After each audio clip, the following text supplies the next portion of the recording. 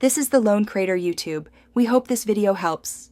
In this video, I will explain how to deposit in Webull. First, open your Webull app and locate the Transfers tab at the bottom. From there, select the Deposit option to begin funding your account. You'll then choose your desired deposit method, like an ACH transfer from your bank or a wire transfer for larger amounts. It's a straightforward process designed for your convenience. For an ACH deposit, you'll securely link your bank account using your online banking login information. This ensures a smooth and safe connection. Next, simply enter the specific amount you wish to deposit, perhaps $500, into your Webull account. Always double-check all the details on the confirmation screen before finalizing your transfer. It's quick and easy. If you prefer a wire transfer, Webull provides all the necessary bank details and instructions within the app.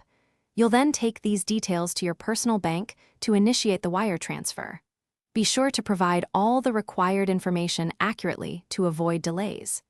After initiating, you can track the status of your wire transfer directly within your Webull account. This method is ideal for larger deposits.